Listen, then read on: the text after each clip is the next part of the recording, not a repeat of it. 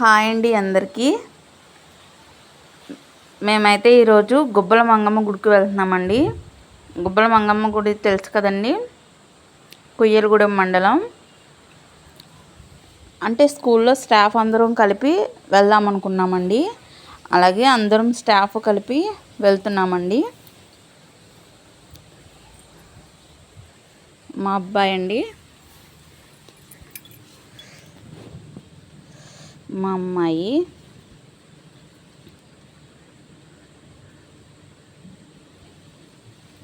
Van అయితే కట్టించుకున్నామండి. Truck auto type ఉంటుంది కదండి, ఆ వ్యాన్ అయితే కట్టించుకున్నాం. కొంచెం ఫ్రీగా ఉంటుంది వెళ్ళడానికి అని చెప్పి మా స్కూల్లో స్టాఫ్ అందరం కలిసి వెళ్తున్నామండి. ట్రిప్కి అయితే ఆల్మోస్ట్ చేరుకున్నామండి, దగ్గరకు వచ్చేసాము.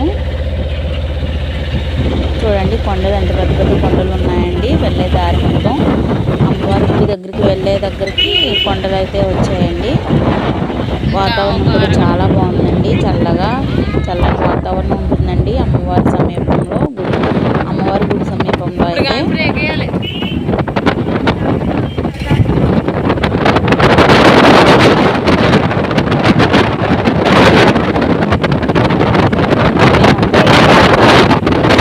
డ్రైవర్స్, మేము, మా పిల్లలు అందరం కలిసి వెళ్ళామండి. చూడండి అదిగోండి అమ్మవారు లోపల గృహలో ఉంటారు కదండి, గుబ్బల మంగమ్మ తల్లి. పైనుంచి జలపాతం వస్తుందండి. అసలు ఆ రోజు అయితే ఖాళీ లేదండి, చాలా బిజీగా ఉంది గుడి అయితే. అసలు ఖాళీ లేదన్నమాట. ఆదివారం అసలు ఖాళీ ఉండదంటండి. అదిగోండి అమ్మవారు అలా ఉన్నారు, గుబ్బల మంగమ్మ తల్లి అండి.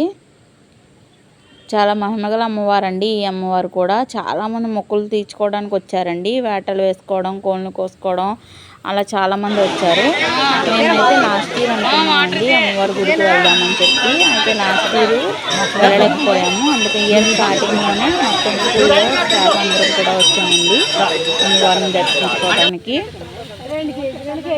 ఇక్కడైతే మా వాళ్ళు వంటలు చేస్తున్నారండి. ఫస్ట్ అయితే బిర్యానీ చేస్తున్నాము. అక్కడే పొయ్యిలు ఉంటాయండి, అన్ని చోట్ల కూడా పెట్టిన పొయ్యిలు ఉంటాయి. అలాగే అడవిలో దొరికిన కర్రలతోటే వంటలు కూడా ప్రిపేర్ చేస్తారు. చాలా ఈజీగా ఒక 5 minutes, ఒక 10 minutesలో కూడా ఏ వంటలు చేసినా అయిపోతాయండి. అమ్మవారి మహిమ అంటండి. అది కూడా బిర్యానీ ప్రిపేర్ చేస్తున్నారండి ఇక్కడ పొయ్యి మీద. గ్యాస్ తెచ్చుకున్నాము, గ్యాస్ మీద కూడా వండుతున్నామండి. మా స్టాఫ్ అందరము ఫోటో దిగాము. వీడియో నచ్చితే లైక్ చేయండి.